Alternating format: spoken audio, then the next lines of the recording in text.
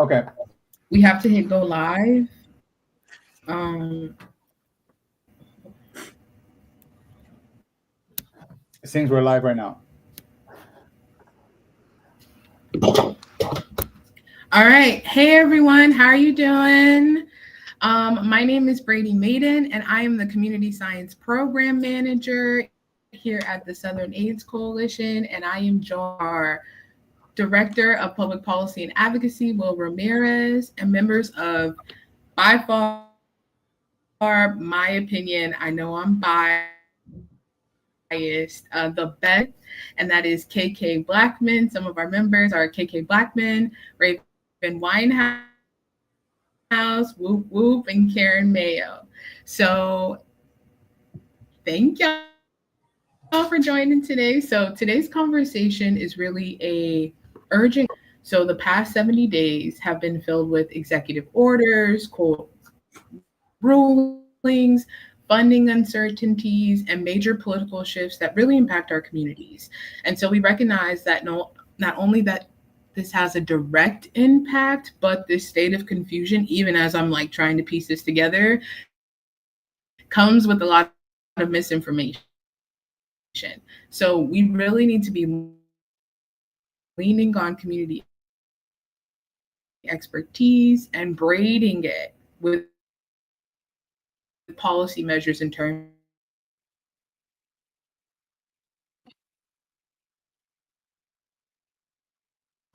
who haven't had the chance to, and share one thing you do to stay grounded during these high intensity times. Who wants to start us off?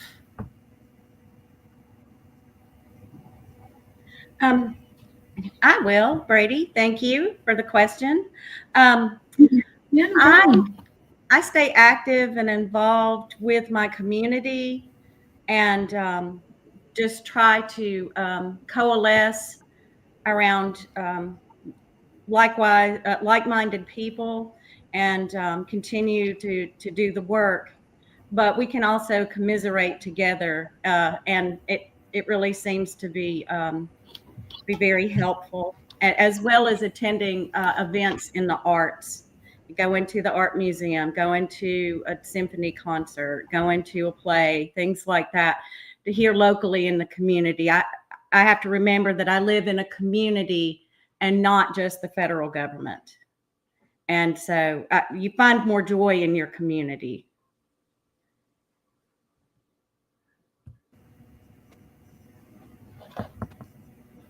Well, my name is Raven absolutely, Winehouse. Karen.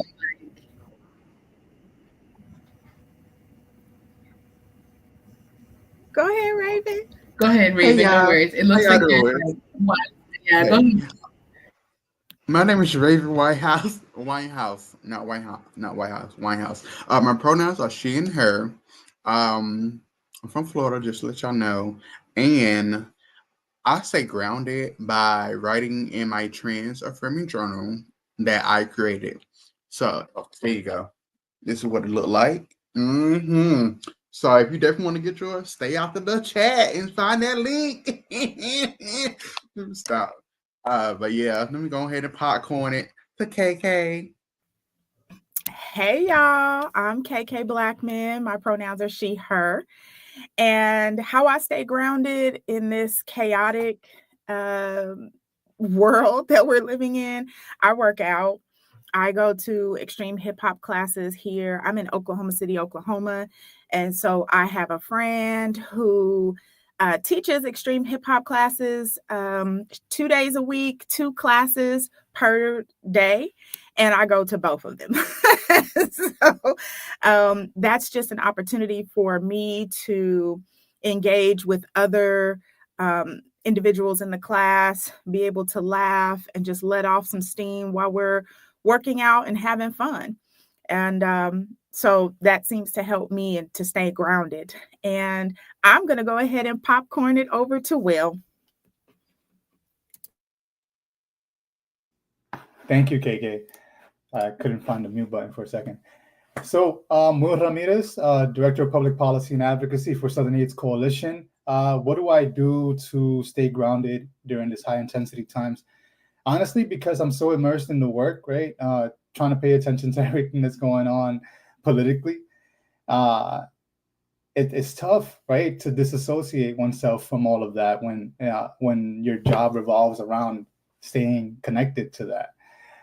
So what I do, as soon as work time is over, I hug on my kids. I love on my kids. We have to take them to softball practice, softball games, or we go hiking. We do something, just to try to bring it back to what truly matters for me in this moment as I fight for others and fight for their future. um, I have to also live in the moment and enjoy them right now. So that is something that always does ground me. And back to you, Brady. Yeah, everyone. So unfortunately, I'm having some streaming issues, so I might have to be off camera, but the fight continues, right? We're still going to have this conversation and we're still going to keep going. So I will say these are really great grounding exercises during these intense time. Hug on your kids. Recognize that you're a part of a community, not the federal government. Those are beautiful things. Journal, talk to your friends, all those things. And me, it's really having community spaces with y'all. I feel like I have learned so much from my peers, from doing this work. And I think that's what keeps me grounded, because I know I come from greatness and I know I surround myself with greatness. So I'm going to make it through. So thank y'all for being a part of, yes, thank y'all for being a part of my community and showing that. So with that, we're grounding ourselves during high intense times, but what is really going on? Like, I gave y'all a little synopsis of the 70 days, but I need some more clarification, Will. So I really want to like bring it to you, if you could really help us like further really just frame what these 70 days have been like, what's going on. I mean, I'll leave it to you, but I'm confused. So help us out here. So I'll start off. But thank you, Brady. I'll start off with a little bit of history of SAC. SAC, this amazing organization that it is, it turns 25 next year. And so that means that SAC has been witness to different presidents and different actions taken by our government to the benefit or the detriment of people living with HIV, and it has always been a part of that fight. It started in 2002 when a whole bunch of 2001, sorry, when Southern AIDS directors and advocates from Southern communities decided to come together and talk about the issues that were impacting the South at that time. And unfortunately, some of those issues that were impacting the South at that time are things that we continue to deal with: funding disparities and growing number of new transmissions and new transmissions in the South far outpacing the rest of the regions in the country. Um, those things were a reality then, and they're a reality now. And that's what initiated this process of creating this great organization and the amazing work that it has done in its 25 years next year. But it is part of a legacy of Southern voices that have stood up for their communities and their folks to fight against oppressive actions from a government, fight against racism, fight against all the stigmas that exist in our communities. We are part of that legacy, not only as SAC staff or CAC members, but as Southern community members as well. We're just fulfilling the the the track that has been laid upon us by our forefathers, the people that came before us, the people that fought in the civil rights movement. And we're just following what they set out. And we have a fight in our hands, and we have the tools to be able to fight it. I think today's conversation is really just for us to all understand our own power, and how these things are impacting our communities, how these things are impacting us in general, and then of course how can we respond as individuals or as part of a collective. And I hope that in this conversation, now that today marks the 67th day of this administration, we are coming out of it understanding our own power. Advocates are driven by passion, right? Passion is the fuel that keeps us going. But in moments like these, passion can be extremely hurt by not having the confidence to be able to talk about the subjects that are of interest to you. And when engaging in this work and not being confident about the information, your passion slowly dies because you can't keep up. So we're hoping that in these sort of conversations, we're able to blend in the passion that we all have for this work with a little bit of info to just supplement it, to just keep it going, right? To get that fuel to continue working for us. And I'll pass it over to you, Brittany.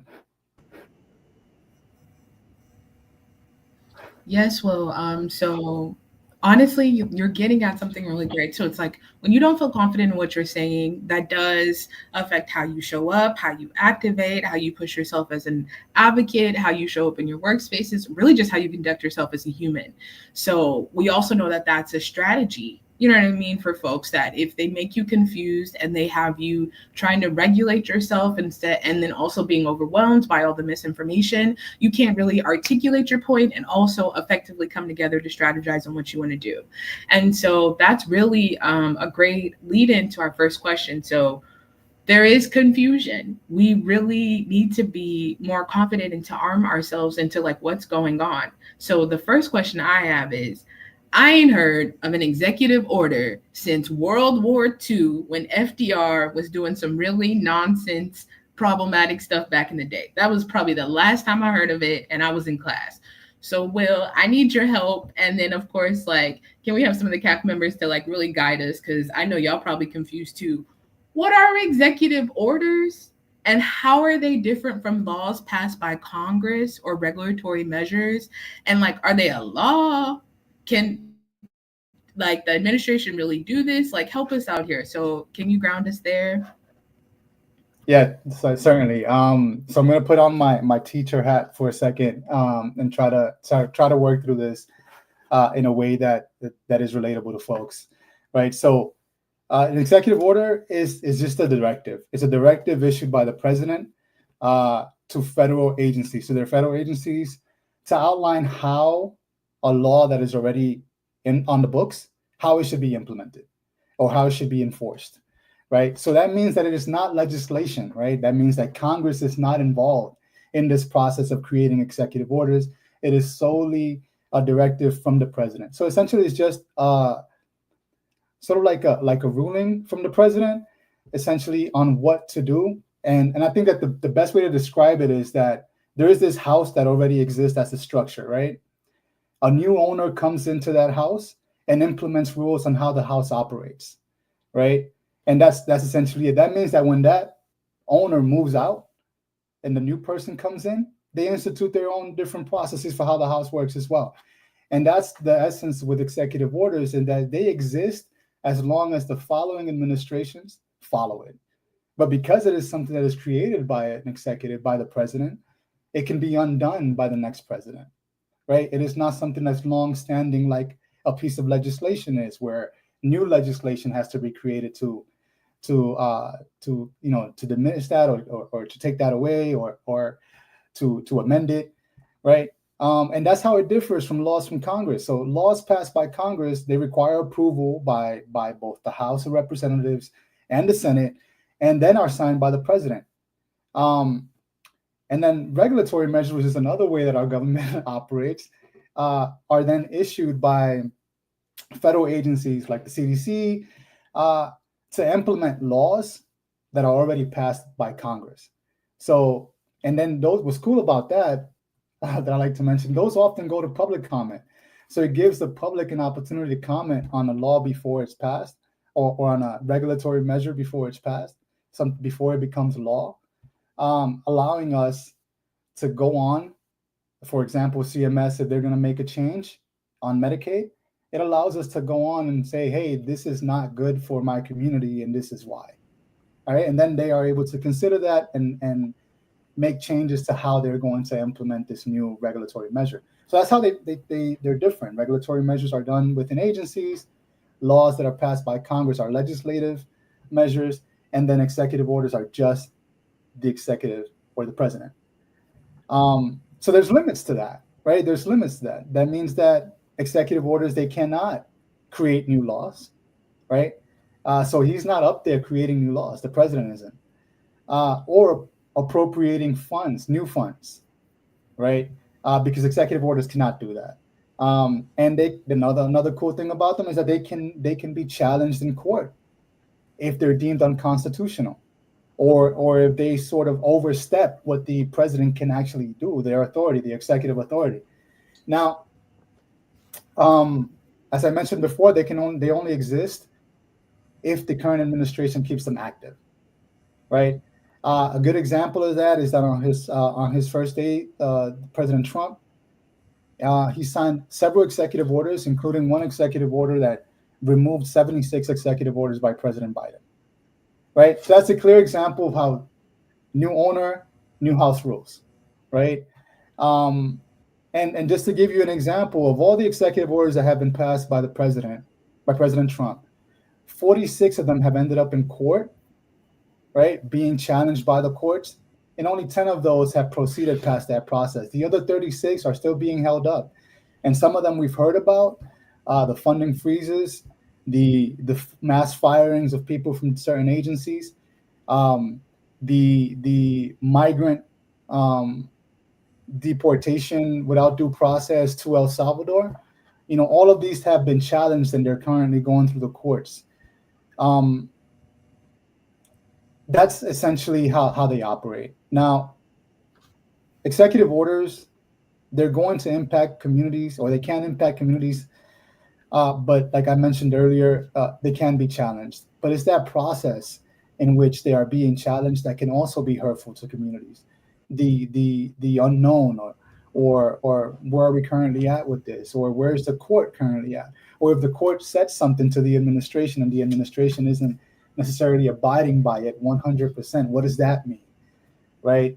Um, so understanding their limitations is also an important part of our advocacy, so that we can know how to engage um, moving forward. Yeah, so thank you, Will, for that. Like, that's so much, and that's like so much information. That's also like recognizing like that clears a lot of things up. If executive orders have the ability to be checked and to be overturned, and they're not really um, a law, but there is some sort of balance that does help, in keeping us grounded. But I want to open it up to KK, Karen, and Raven.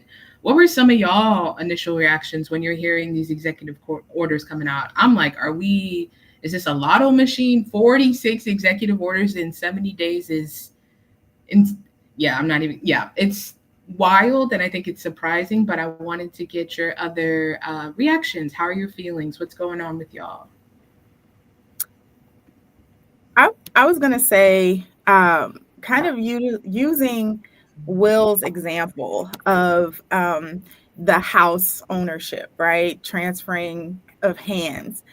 Of course, each person, every time they buy this house, they have new rules and new ways that they want to um, just kind of work with this house, right? That some people want to paint it and some people want to, add on to it, or they want to convert part of, the garage to a new room.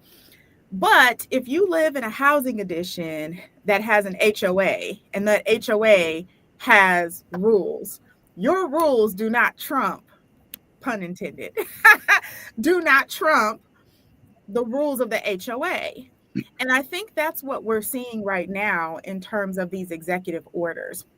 What I'm feeling when we're looking at these executive orders is the president is implementing some of these executive orders that are unconstitutional, because your executive orders, your rules and regulations do not have not followed due process. They have not gone through the proper protocols, have not followed the proper protocols, have not gone through the proper channels. You don't get to override something that Congress has discussed, has read, have familiarized themselves with, and have come together, whether it's been in agreement, or whether it's been, majority rules. They've implemented it, and now we're here. And with these executive orders, it's literally turning our country upside down. We are seeing so many communities impacted, so many federal agencies that are losing funding for research. I mean, individuals that are losing their jobs behind that. And then it's a trickle down effect because we have, organizations such as SAC, such as, just different organizations here in Oklahoma City who rely on federal funding, who are now looking at not being able to continue on with business as usual, not being able to work with communities as they've been working with because they don't have the funding.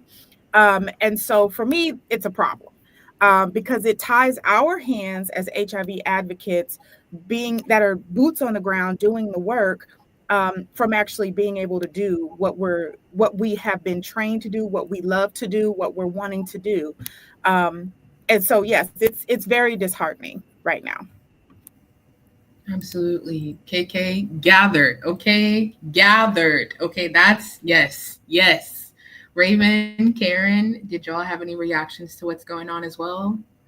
I did actually. When I first heard about what was going on, I was flabbergasted because it's like you're taking everything that we done built, revolution, evolution, and you're just going back in time and undoing all of that.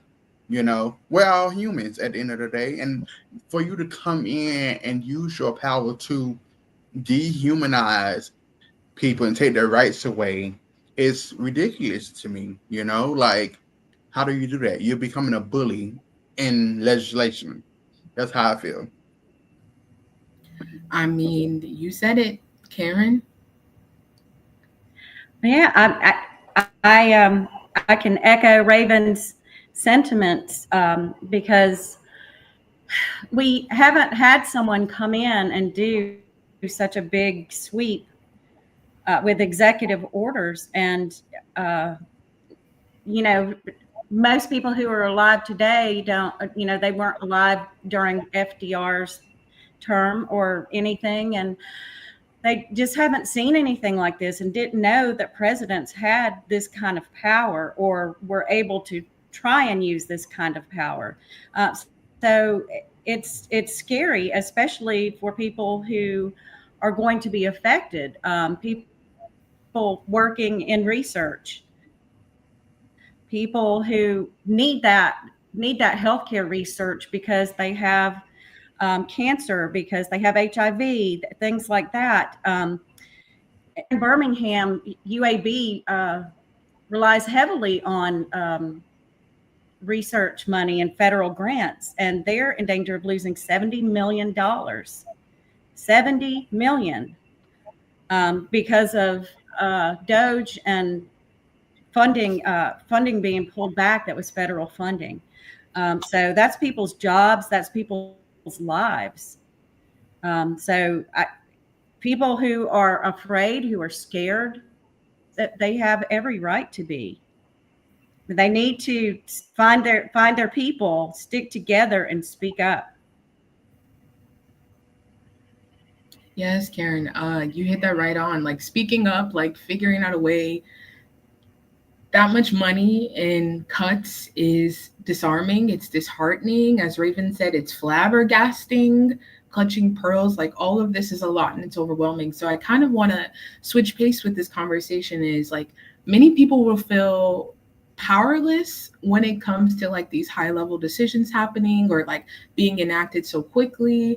And so, Karen, as you're saying, like we need to speak up and we need to activate, that can also be kind of intimidating for folks. It's like, I'm learning this information. I'm like getting a refresher. Like, as I mentioned, like hearing about all these executive orders, trying to figure out what's going on. But also, you're telling me to call these legislators and policymakers.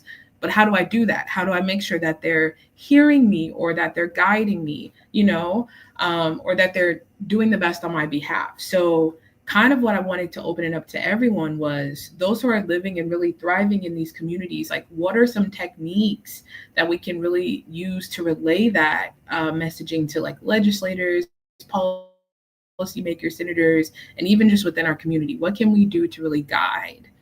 Do y'all have experiences doing that, and really just highlight some of those efforts?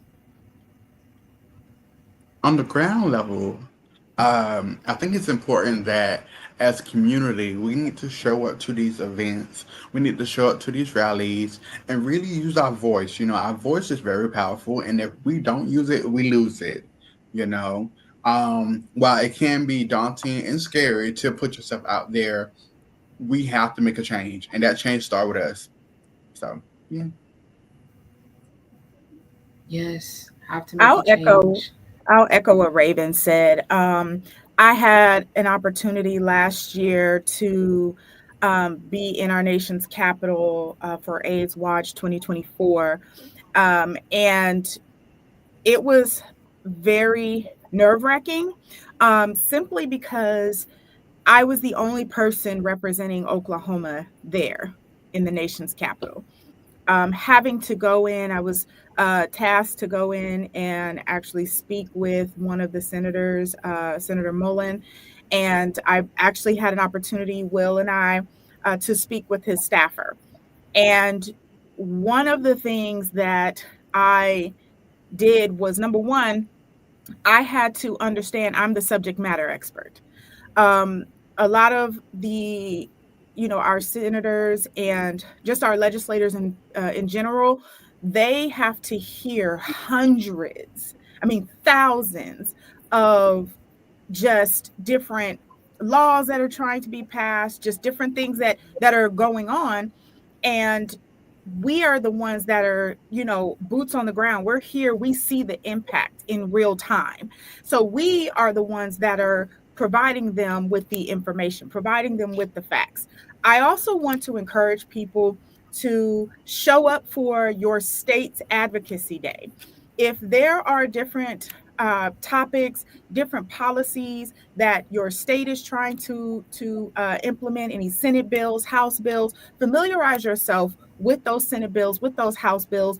Um, Also, develop those relationships with your state legislators as well. It's important to do that. Don't just look at YouTube. Don't just go off of someone's word, but actually, Google is free and available to everybody. Utilize that to just update yourself Yes, and on to what's going on. Go ahead, Karen. bounce off what KK is saying, your people. Find organizations, find other groups of people that are coming together. Here in Alabama, in Birmingham, we have Birmingham AIDS Outreach. We have AIDS Alabama. We have an organization in Montgomery in the state capitol called Alabama Arise. All of these organizations are going to be up on any bills or laws that are being introduced at state or federal levels, and they they can inform you as well, because some of these bills and legislation, they're written in such a way that they're hard to understand. But reach out to experts. Reach out to experts. Reach out to people that are doing the research in the areas of the bill. If it has to do with AIDS research, then talk to the people working in that or the organizations that are advocating for that. But get involved. It's a lot easier when you're in a group of people, even to communicate with your lawmakers. The groups will know how to do it, they'll know how to contact them. You'll be in a group of people, and you can all figure out what to say together. And just having that bond, that's what is keeping me grounded and keeping me from just waking up going, oh no, what is this fresh hell this morning when I look at the news. It's being around like-minded people and people that are looking at these things that affect all of us daily. And Yes. I'm gonna piggyback off of that too, and I'm gonna add as well, um, that when we're looking at HIV advocacy, it also extends to other resources. So, for instance, here in Oklahoma, we had to advocate for House bill or Senate bill, I believe, for the sunset policy for harm reduction to be extended. Harm reduction is, of course, dealing with those that are um, at risk of HIV through, drug use, through just different avenues, right?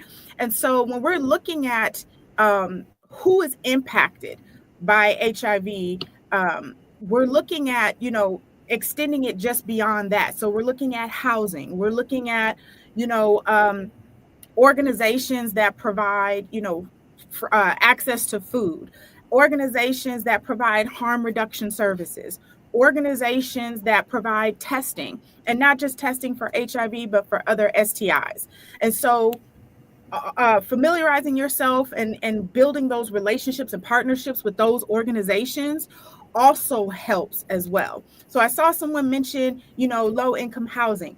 Low income housing actually impacts uh, those who are living with HIV because they're already stigmatized, and then they're the first ones to be impacted the most and be homeless. So, when we're looking at what ways we can, just what an HIV advocate looks like, and I don't know if you guys can see my shirt, but this is what an HIV advocate looks like.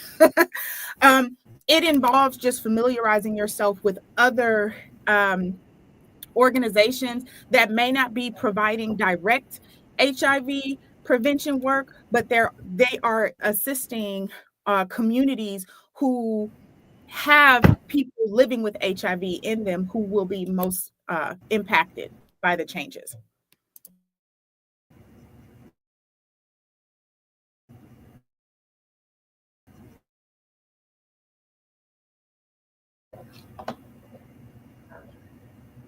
So Brady, I'm gonna jump in.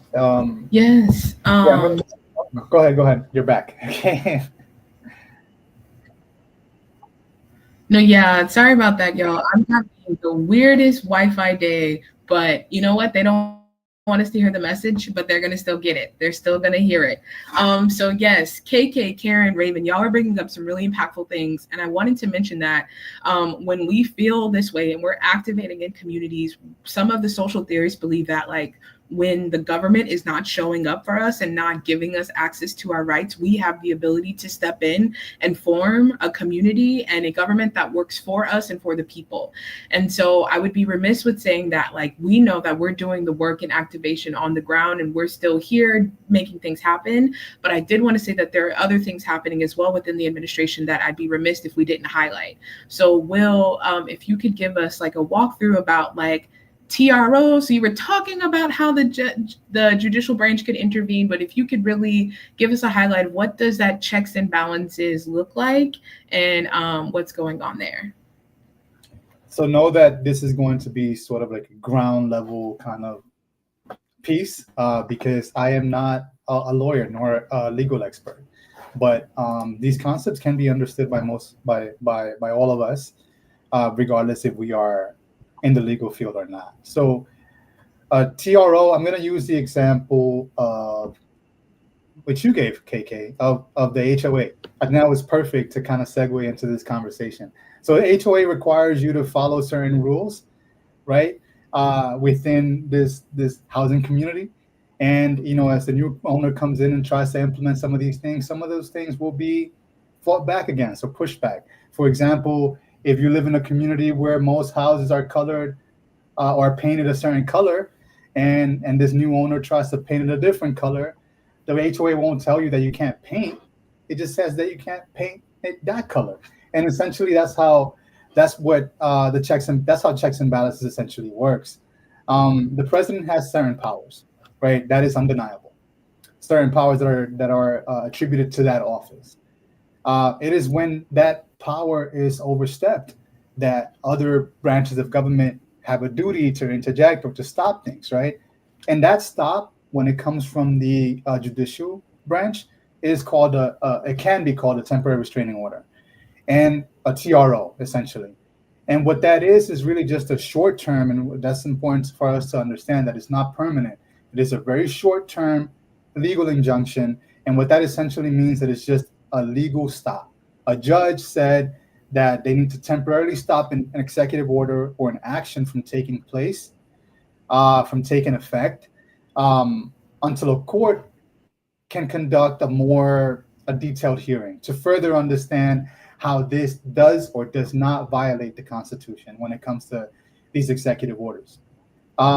Usually, they're put into place to prevent irreparable harm, or maintain the status quo, while litigation is happening. So while they're arguing it, while they're arguing whether or not it's constitutional, the judge puts a temporary stop on that action, so that way no changes can be made while the discussion's being had. That's essentially it. Um, how they work, they usually last like 14 days, and they can be extended past that if the judge determines that that's the right course of action, right? Um, because it halts all implementation of what an executive order can do, or what it halts the action, right?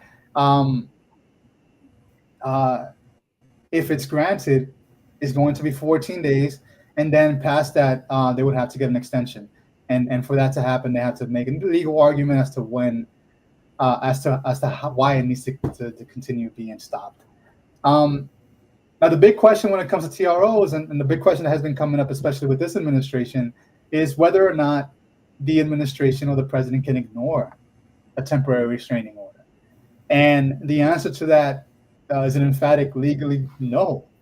The president cannot ignore a TRO, because that would be a direct violation of the power that the judicial branch has to put a check on the administration, which would undermine our law, undermine the Constitution.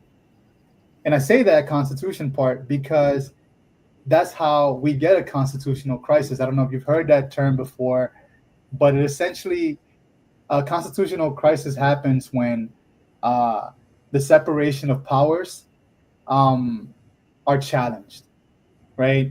And we see the weakening of judicial authority, right? Um, a good example of this would be the the lack of due process in the case of Venezuelan migrants deported to El Salvador, right? The court is not arguing you can't deport migrants who have committed crimes, right? The court put a temporary restraining order on the administration because it skipped an essential process in our legal system, which is due process, even for folks that are not citizens. And so by the administration skipping that process, it automatically puts it into contention with the courts. Um, and the reason I bring this up is because there has been conversations about this itself being a constitutional crisis. Because when the judge ordered the temporary restraining order on the president's executive order to deport these migrants, um, the administration argued that migrants were already in the air when the verbal order was given, and because it was verbal at the time and not formally written down, it could be ignored because it wasn't official yet. And so the big fight right now is whether or not that is actually true, whether or not that's constitutional, right? And so we're waiting to see the results of that. But there's other examples that have happened with executive orders, such as the dismantling of departments, the firing of folks, the freezing of funds that have already been appropriated by Congress or already signed off by Congress. Um, that some people have called into question whether those are considered constitutional crises. And because it's such a vague um, concept that normally we don't see, it is hard for us to pin down exactly now we are living through a constitutional crisis. Most folks, a lot of folks would say that we're already there. Some folks would say that we're almost there. And some folks would just say we're not even close. I don't know what they're thinking, but some folks will say that. Um, we have to understand also that TROs are a critical safeguard, especially for marginalized communities, as we are seeing with the current ones. With as I mentioned earlier, 46 cases have, I mean, 46 cases have been brought to court on executive orders, based on executive orders, and or at least 46 executive orders have been challenged in the court, is what I should say. and 10 of them have proceeded, and 36 of them still remain. So the courts are doing what they need to, as Brady said. Of course, they could do more. Um, and then the other part of it is our advocates, and how are we following what's happening to these orders, and what are we doing in response to it? Who are we reaching out to? Last week was a great example of advocates coalescing together about a specific subject and essentially stopping an action by the president, or at least delaying it.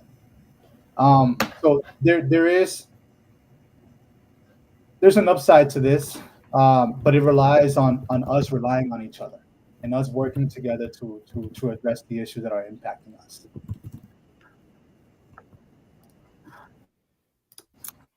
And I will say as well, Will, Yes, rely on each other, make sure we're working on those things. Because KK's example of the HOA, this administration came in, changed the lights, the paint, the yard. They then came up with new plants. They got new cars. They're throwing parties. There's just a lot. And so the judicial branch and the legislative branch can step in as like needed, but it's going to take time, and we need to rely on each other. So I would say, kind of as we start to close out, can y'all, particularly KK, Karen, and Raven, can you reflect on some of your experiences on what you're seeing? Like, what is community saying around you? Like, what are other things that y'all are doing to rally together and really like support each other during these times? Like, what's going on your ends in your states? I'll say that it's been a long, hard road for those of us here in Oklahoma. Without saying a whole lot, I will say that well before the current administration, the current president, was dismantling and just totally overhauling the government, we were already kind of fighting an uphill battle with our own state government. And so we have been working together, working collaboratively, working across, party lines to do what's in the best interest of Oklahomans. It's not easy. We are having to find different ways to, innovative ways to continue to do the work without using certain terminology that has been added to the special no-no list. And so it's hard. It's really hard. I will say that I've seen a lot of people become discouraged. I've seen people, ready to just kind of give up and just throw in the towel. And now is not the time to do that. Now is the time more than ever to actually put your big pants on and really, lace up those boxing gloves and get ready to because you're in it for the long haul. You're in it for the long fight.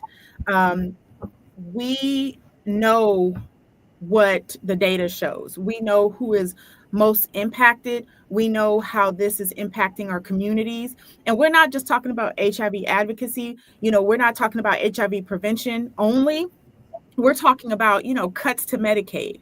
We're talking about cuts to Social Security. We're talking about, doing away with certain entities and certain just things that are actually helping our communities, right? And so that's what we're fighting against. And now more than ever, to set aside your differences in terms of, whether you're conservative, whether you're liberal, whether you're this party or that party, and really think about what's in the best interest of the population, what's in the best interest of this country. This is bigger than just what I want. What I want is for all of us to be able to live a healthy life and be able to show that we can and we will work together to, really achieve the greater goal. Absolutely. Now, it's definitely not the time to slow down. We're working together to do this. Before Raven, Karen, did you have any other thoughts? Because I think KK said it, but I wanted to open it up to y'all. KK definitely hit it on the head. that it is not the time to be sitting down and just, cowering. While my community, the future is so unstable right now. We don't know what to do per se. We got to keep pushing. We got to keep trying. We got to keep our head up and keep going. It's already hard out here, but we got to keep going, baby. We got to keep going. Our voices is important. That's all I got to say. Honestly, that should be the note of the conversation. Our voices are important. Karen, you had thoughts too? Yeah, I mean, your voice is important. You are important. The work you're doing is important. We have to keep doing this. We have to keep doing this for each other, for our communities, for ourselves. And just if you're afraid to do it alone, find an organization out there. There's plenty in each state.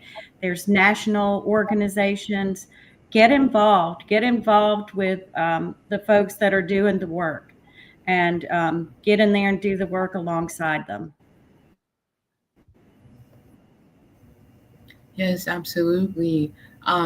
Yes, we're going to get in, we're going to do the work, we're going to show up, we're going to use our voices, all of these things. So, with that, this was an amazing conversation. I wanted to open it up to the audience to see if y'all had any questions for the CAC, some of our CAC members, or Will. I see a lot of positive comments in the chat. We have folks saying, thank you for all the work you're doing. Folks are talking about the recent hits in some of our public health departments. The Brady, chat is if you really don't, engaged. Any other? Brady, if you don't mind, I'd like to say just a few things before we take some questions from the audience. Will, were you Um, saying something? yeah, so I just wanted to say if I could just say a few things before we get some questions from the audience. Um, I want people to understand that Absolutely. you have more power than you think, right? You have more power than you think, and that in this moment, all of us as advocates, we hold certain passions to be able to do this work, right? And the passion is what has continually driven us to do the work. We're passionate about being there for others. We're passionate about ensuring a safe and healthy future for those around us and our communities and in our country in general. These are passion that fuel us in this work. But oftentimes, especially when times get hard, there's a hit on our confidence that takes place because either a lack of information, a lack of certainty about the future, or just many other things that can disrupt our journey. Um, it is in those moments that we need to sit down and really take in everything that's happening and try to understand as much as we can so that we can build up that confidence again because passion without confidence really hurts us in these times, right? We have to continue to stay as passionate advocates, but without the confidence of the knowledge of information, without the confidence that comes from knowing the information, it can then be hurtful. So I just implore on everyone to pair your passion with the confidence of knowing the things that are happening around you. And in doing so, contact your elected officials. You can call them, you can email them, you could attend town halls, as was said earlier. Those are effective ways to make your voice heard. They as in lawmakers, they track uh, constituent feedback, right? And so if constituents continue to call about a specific subject, that all gets tracked, and that becomes a trending conversation within the office that they need to pay attention to because their constituents are asking them to pay attention to it, right? Sign up for policy alerts. As Karen mentioned, there's plenty of organizations that are engaged actively in this work that are pushing information out over and over, and they try their best to explain it. Sign up for them. They're free. Um, Join or support advocacy groups. It is extremely important to lean on each other in these moments. And the best way to do that in this work, if we're being advocates, is to support advocacy groups in general. Because as a movement, we can do more than individuals. When we're talking, I know that Age Watch is coming up next week, and I think it's important because a lot of people are going to be there. Understand that if you're meeting with a staffer and your idea was to meet with the senator or the representative, and like really embrace the idea that you're meeting with a staffer. Changing a staffer's mind can go a huge way because they have the representative or the senator's ear. And there's plenty of successful stories on where we go into an office and the representatives, staffers are seem reluctant to speak to us, and through conversation, through the sharing of lived experiences, through the sharing of outcomes or detrimental outcomes if certain policies go through, you see their shift, right? And then next time you meet that person the following year or the follow up the next week or the next month, you start seeing that shift because the senator or the congressional member has now changed their stance or shifted their stance slightly or made calls in in part of the constituent back home. So like there's a lot that can happen from these sort of conversations, and really embrace the opportunity to be able to sit with them, email them, call them, contact them directly, be at their town halls. Really embrace that because there's power in the people, and we need to go back to understanding that we hold that. I think that's really good, Will. That's really great. A lot of this is conversations with people, and not just looking at it as being on one side or the other, but having those, they call them kitchen table discussions about what we have. We have more in common than than we have individually. The, the differences. There's a lot more in common, and just having those conversations. And they need to hear your stories. They live in their bubble just like we all live in our own little bubbles. They may not. They may not have people affected by AIDS or HIV in their bubble, so they don't know the stories. So tell them the stories. Let them hear how others are affected. And they work for you, not the other way around. Absolutely. Y'all are hitting it on the head. They work for us. They represent the people. And so, in order to be a representative of the people, you need to hear the people's stories. You need to know the people that you're serving. You need to work for the people that you're showing. And when you come into those spaces, y'all are the experts. KK said y'all are SMEs. Y'all better walk in like you are the subject matter experts because you are. Everything about your lived experience, everything about your existence is expertise, baby. Okay, so y'all better own it, live it, breathe it. And that's what we're here to do. So I wanted to say thank you all. It doesn't look like we have questions in the chat, but thank you all so much for this. Oh, go ahead, Will. We have We one. do have one. Yeah, Yes. It's coming from Doreen Oh, I Tollerson. missed it. I'm so sorry. How do we? Do you see it? Yes. So everyone, yeah. So everyone can agree that we must engage. Let's see. Trying to pull it up. Okay, everyone can agree that we must remain active, but there is a general blueprint to initiate or is there a general blueprint to initiate and maintain motivation? So I think y'all answered that a little bit with engaging with your policymakers, but if the group wanted to elaborate a little bit more for Doreen. I would say to borrow from our history, um, especially as Southerners. There's deep entrenched history of activism and advocacy for community, for each other that exists in the South. A lot of lessons to be learned from leaders that came before us. That those lessons will be or are extremely important in this moment because, like them, we're facing rough seas, right? And in rough seas, when a ship is in rough seas, the only way that it comes out of it is with everyone working together. It is not the captain that gets them out. It is not a few skilled sailors that get them out, right? It is everyone working together, from the person that just turns off fires, from the person that turns gears, to the person that drives the boat, essentially. Everyone's work is necessary in this moment. Everyone. And I would just end with this civic engagement. I'm sorry. Civic engagement. Yeah, and Doreen. Yeah, I just want to say that civic engagement is not just for activists. All right, it is for everyone and everyone who cares about their community.